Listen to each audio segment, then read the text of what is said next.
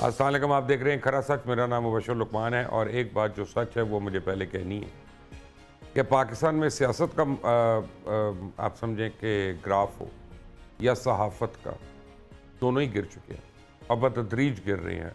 نہ ہماری صحافت کام کی ہو رہی ہے اور ہماری سیاست کا تو اللہ ہی حافظ ہے۔ کوئی ایک سیاستدان جو ہے ایک سٹوپڈ قسم کی سٹیٹمنٹ دے دیتا ہے، یا جس کو اپنے آپ کو سیاست میں لانے کا شوق ہے، جیسے علیمہ خان کو ہے، کبھی کہہ دے گی کہ عمران خان کے بچے آ رہے ہیں اور پھر وہ آ کے پارٹی سنبھال لیں گے، اور باقی پورے جو ہیں اس کا جواب دینے پہ لگ جاتے ہیں۔ یعنی کسی کو پتہ نہیں ہے کہ وہ آ سکتے ہیں، نہیں آ سکتے، کریں گے کیسے کریں گے۔ برٹش نیشنلز ہیں، پاکستان میں سیاست کرنے کے لیے کیا اپنا پاسپورٹ گیو اپ کریں گے، نہیں کریں گے، کر سکتے ہیں، نہیں کر سکتے، لیکن اس کے پہ ڈیبیٹس ہوئی جائیں گی، ہوتی رہیں گی ڈیبیٹس، کیونکہ فارغ ٹائم ہے سب کے پاس۔ اور یہی ہماری صحافت کا بھی حال ہے۔ کوئی اٹھ کے بیٹھ کے ایک شوشہ دے دے گا کہ جی فلاں جو ہے ریزائن کر رہا ہے، فلاں جو ہے بیمار ہو رہا ہے، فلاں اس کی جگہ پہ آ جائے گا، اور اس کے اسرار اور رموز کے اوپر پورا ملک جو ہے وہ لگ جائے گا۔ 25 کروڑ لوگ ہر نجی محفل میں، سرکاری دفتر میں، ہر جگہ اس کے متعلق بات کرتے رہیں گے۔ لیکن اگر بات کرنے کی ہے تو دو باتیں ہیں بڑی سمپل۔ ایک یہ کہ آج بی بی سی کی ایک رپورٹ آئی ہے، اور بی بی سی کی رپورٹ کے مطابق اگر پاکستان میں فیول کے اوپر لیویز بند ہو جائیں اور الیکٹریسٹی کے اوپر سرچارج ختم ہو جائے تو پاکستان کا دیوالیہ ہو جائے، پاکستان کا کاروبار نہیں چلے گا آگے۔ کیوں؟ آپ کی ریونیو سٹریمز ہی نہیں ہے، آپ پہ کام نہیں چل رہے ہیں، آپ کا کاروبار نہیں چل رہا۔ اور دوسرا وہ یہ ہے کہ ہر گزرتے دن کے ساتھ انڈیا آپریشن سندور پارٹ 2 کرنے کے لیے تیاریاں کر رہا ہے، اور ہمیں نہ اس کا پتہ ہے نہ ہمیں اس کی پرواہ ہے۔ پاکستان کی معیشت جو ہے اس کو اللہ نے بڑا موقع دیا ہوا ہے کہ اگر ہم چاہیں، اگر ہم as a nation, as a country, اگر ہم یہ کوشش کریں کہ ہم اپنے ملک کو ساؤتھ کوریا کے لیول پہ لے آئیں اگلے 10 سال میں، تو آج وہ ممکن ہے۔ لیکن کیا ہماری کیپیسٹی ہے؟ کیا ہماری سنسیریٹی ہے؟ کیا ہماری آنیسٹی ہے؟ یہ تینوں باتوں کے اوپر ایک سیریس قسم کا کویسچن مارک ہے۔ آج میرے ساتھ میرے سینئر صحافی جو ہیں وہ موجود ہیں یہی ڈسکس کرنے کے لیے۔ صحافت کا بھی میں نے ان سے مرثیہ پڑھنا ہے کہ صحافت کے ساتھ جو ہو رہا ہے وہ بھی کوئی ڈھکی چھپی بات نہیں ہے، صحافت کے نام پہ جو کچھ ہو رہا ہے وہ بھی ڈھکی چھپی بات نہیں ہے، اور سیاست کا تو المیہ ہے ہی ہے، کسی کو اچھا لگے یا برا لگے۔ عبدالستار خان ہیں، تجزیہ کار ہیں، فارمر اینکر ہیں، ہمارے کولیگ ہیں۔ منیزہ معین ہیں، اینکر بھی ہیں، جی این این پہ اپنا شو کرتی ہیں۔ اور جناب ناصر نقوی صاحب ہیں، یہ تو میرے بھی سینئر ہیں، ہم نے بھی ان سے صحافت سیکھی یا کوشش کی سیکھنے کی۔ لاہور پریس کلب کے بانیوں میں سے ان کا نام آتا ہے۔ آپ سب کا بہت بہت شکریہ۔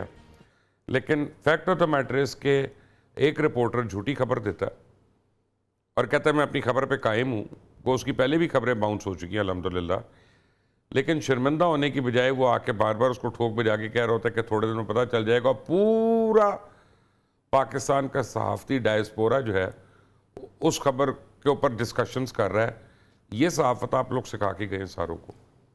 دیکھیں نہیں، صحافت کا بوریا بستر گول ہو چکا ہے، میں مانتا ہوں، اور جو صحافت ہو رہی ہے وہ صحافت کے نام پہ ایک داغ ہے، دھبا ہے۔ اس وقت جو جرنلزم میں ہو رہا ہے، جو ان لوگوں کی خبریں بڑی اچھالی جاتی ہیں، ان کو میں ڈیوٹیفل صحافی کہتا ہوں۔ وہ ڈیوٹیفل ہے، ہاں ڈیوٹیفل ہے نا، وہ ڈیوٹی دے رہے ہیں، اپنی ڈیوٹی دے رہے ہیں، اور جتنی دیر ان کو کہا گیا کھیلنے کا اتنی دیر وہ کھیل رہے ہیں اپنا۔ وہ جو ہے نا نیازی صاحب جو ہے اپنے، وہ جو بہنوئی جو ہے اپنے عمران خان صاحب کے، حفیظ اللہ نیازی، انہوں نے بڑی اچھی بات کی۔ انہوں نے کہا ایک ہوتا ہے توجہ دلاؤ نوٹس۔ حفیظ اللہ نیازی تو پورے ملک کے بہنوئی ہیں۔ اچھا، وہ کہتے ہیں کہ ایک ہوتا ہے توجہ دلاؤ نوٹس جو پارلیمانی لینگویج میں کہے، ایک ہوتا ہے توجہ ہٹاؤ نوٹس۔ تو یہ جتنے صحافی ہیں، مطلب مکی کو بھی ہم جانتے ہیں، مالک کو، میرے ساتھ پریس کلب میں سیکرٹری بھی تھا میرا، میں اپنا اعزاز سید صاحب کو بھی جانتا ہوں، میں اپنا سہیل وڑائچ صاحب بھی، یہ سب بعد میں آنے والے ہیں۔ لیکن جس انداز میں کر رہے ہیں اور جس جگہ یہ پکے ہو جاتے ہیں، پہلے کہانیاں سناتے ہیں، کبھی ہاتھی کی، کبھی شیر کی، کبھی ٹائیگر کی، کر کے پھر وہ تو وہ اس نقطے پہ آتے ہیں جہاں ان کی ڈیوٹی لگی ہوئی ہے۔ وہ اپنی ڈیوٹی دے رہے ہیں. میں ہی نہیں سمجھا صحافت ہو رہی ہے، اور صحافت ہو نہیں رہی. سوشل میڈیا نے رہی سے ایک اثر بھی پوری کر دی. اب جو لوگ سمجھانے والے، جو سکھانے والے تھے، اس کی ضرورت نہیں ہے. کیوں؟ ایڈیٹر کا تو ادارہ ہی ختم ہو ہاں گیا. نہیں ضرورت اس لیے نہیں کہ اب تحقیقی رپورٹنگ ہوتی نہیں. میں نے ایک شرلی چھوڑی، آپ نے دیکھا ناصر نقوی نے کہہ دیا وہ پکڑو جی، اور پھر آپ کہہ رہے ہیں ناصر نقوی تو بہت سینئر ہے اور یہ ہے اور ہمارے استادوں میں سے فلانا، اب اس کو کیسے ہم ریجیکٹ کر سکتے ہیں، ہم کیسے اس کی مذمت کر سکتے ہیں، ہم کیسے اس کی یہ کوئی جواب نہیں ہے. جواب لائیں آپ تحقیق کر کے کہ یہ چیزیں ایسے ہیں، لہٰذا ہم کہہ رہے ہیں کہ ناصر نقوی صاحب غلط کہہ رہے ہیں. چاہے مجھ سے سینئر ہیں لیکن انہوں نے چاک ماری ہے، شرلی چھڑی ہے، اور صرف لوگوں کی توجہ ہٹانے کے لیے. آپ نے پہلے ہی جیسے ابتدائیے میں کہہ دیا، وہ بڑی اچھی بات کی آپ نے کہ معیشت کا معاملہ ہے، باقی معاملات ہے، جنگ پھر سر پہ پڑی ہوئی ہے اور کوئی ادھر نہیں، تو توجہ ہٹاؤ، اپنا کام کرو، نکلو، ڈنگ ٹپاؤ پالیسی. تو اس طرح ہو رہی ہے صحافت. کوئی صحافی 6 ماہ والا جو صحافی ہے، ستمایا صحافی، وہ کہتا ہے سینئر صحافی، اور جا کے ملتا ہے وہ سب سے. تو عجیب و غریب ایک افراتفری ہے. کیوں؟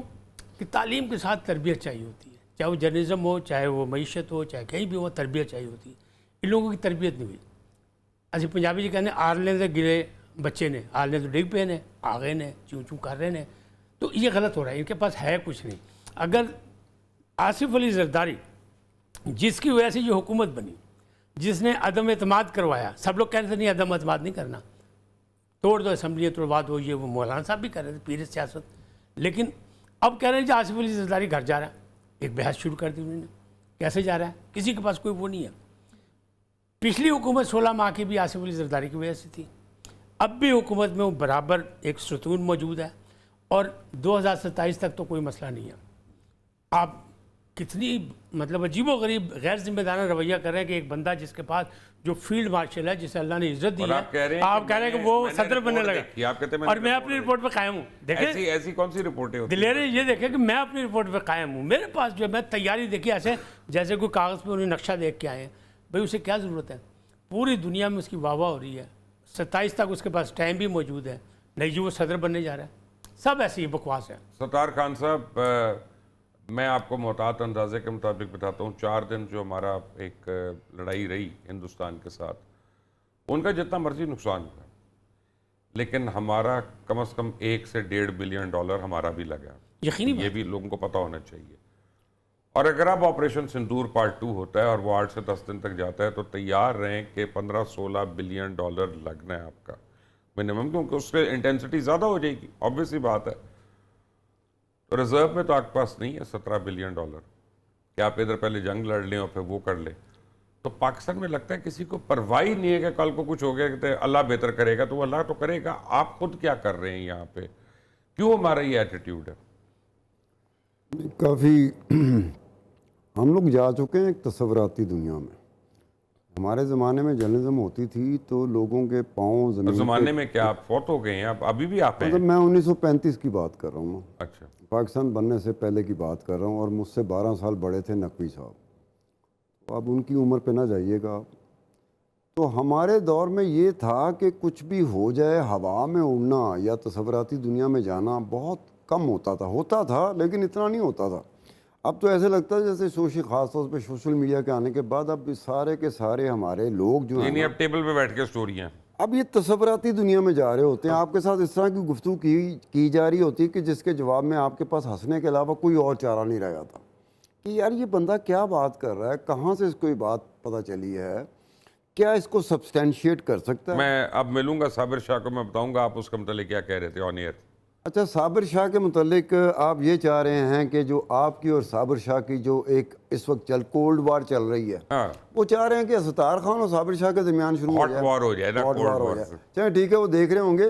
کہنے کا مطلب یہ ہے کہ اگر آپ کو جس طرح کا ماحول بن گیا ہوا نا، جس طرح کے لوگ ہیں، لوگ آپ سے امید بلا کیا کرتے ہیں، مبشر لقمان ہے ایک اینکر، یہ میرے پسند کی بات کرے گا. آپ ان کے پسند کی بات نہ کریں، وہ ٹھک کر کے آپ کی طرف سے نکل جائے گا. وہ دوسرے کی طرف جائے گا کہ میری پسند کی بات کرو. اس کو ریئلٹی کے ساتھ اب کوئی لگاؤ نہیں رہ گیا.